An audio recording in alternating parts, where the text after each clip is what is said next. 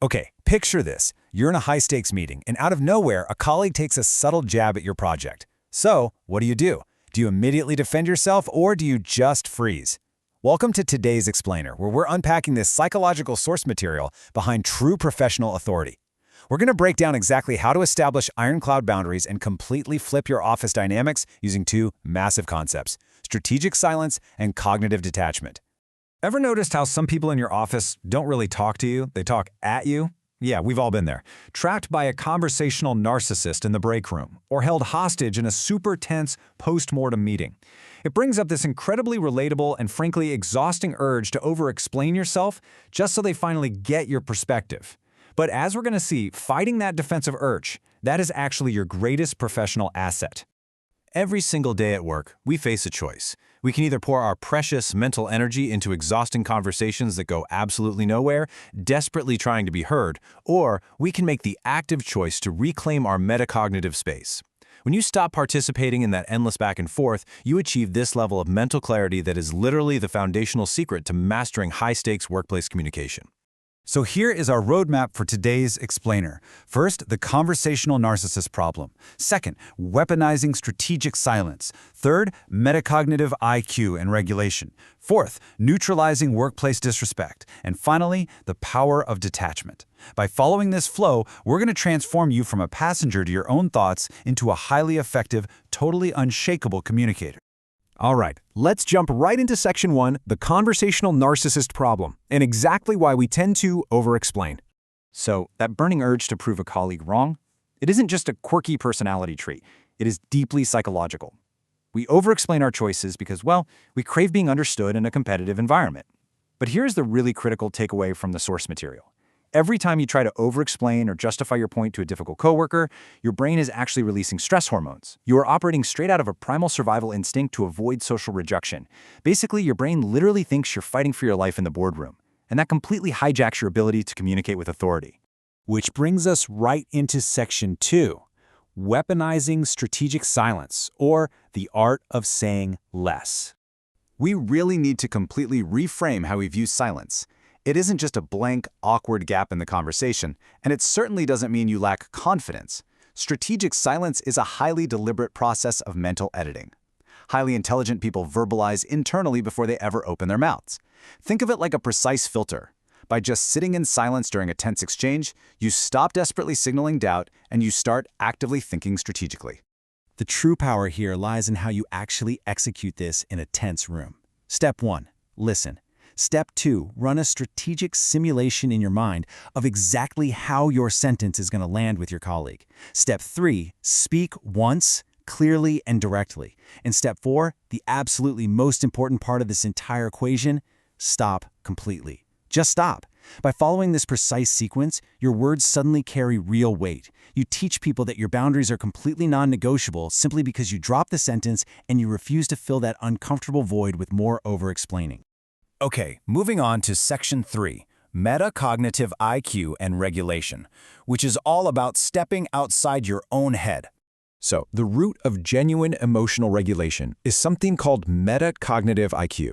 This is the rare psychological ability to step back, think about your own thinking, and observe your own logic, as if it's entirely separate from you. This level of brutally honest self-awareness allows you to pause mid-meeting and ask yourself, wait, why am I feeling defensive right now? Or what assumptions am I actually making here? You become this objective observer of your own mind, completely insulated from the immediate chaos of the room. In the workplace, we see a stark contrast between two very different operating systems. On one hand, you have the Dunning-Kruger effect, right? This is where people with lower competence act with total false certainty because they literally can't even see their own knowledge gaps.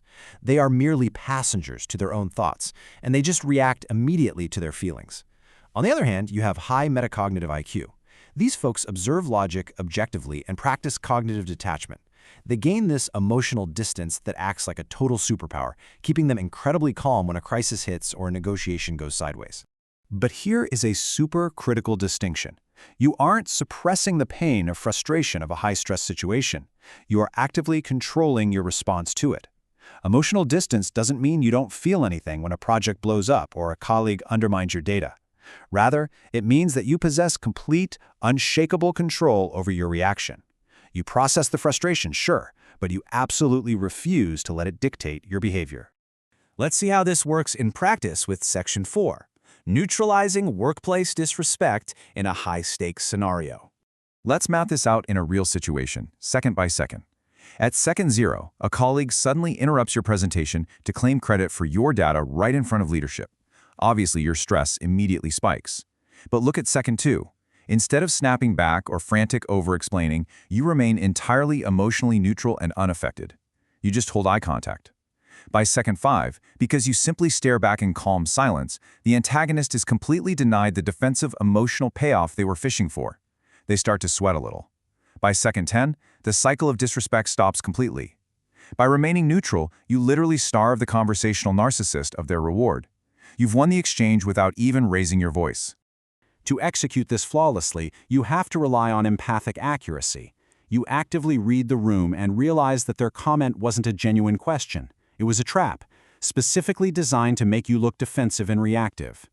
By leveraging your empathic accuracy, you spot these dead-end conversations a mile away and simply choose not to step into the snare. You literally refuse to participate in conversations that go nowhere. It's a game changer. And that leads us to our final part, Section 5, the power of detachment, or subtracting the need to be understood. Cognitive detachment basically means subtracting the need for social validation. It's realizing that your peace of mind absolutely does not depend on someone else's perception of you. As humans, we are biologically wired to mistake familiar social noise, that constant exhausting craving for office approval, for safety. But true professional power is found in this exact detachment. You simply don't need everyone in the office to validate your perspective to know that your work is solid. This highlights two totally different modes of operating at work. Ask yourself, are you performing for social validation and constantly craving approval, or are you processing through habits of observation and silence? Listen, you do not have to constantly speak up in a meeting just to prove you're intelligent. Your very ability to sit in silence, to detach from the ego-driven noise of the room, and simply observe, that already reveals a formidable level of competence to anyone who's actually paying attention. I absolutely love this insight from the source material because it really brings it all home. Once you realize that your peace doesn't depend on someone else's perception, your silence shifts from being a void into being a sanctuary. Silence stops feeling like this awkward thing you have to fill and actually starts functioning as your professional armor. So I'll leave you with this. Are you ready to stop performing and start processing? The next time you feel that burning urge to over-explain yourself in a high-stakes meeting, just take a breath, use your strategic silence, detach from their perception, and reclaim your space. Thanks so much for joining me on this explainer, and we will catch you next time.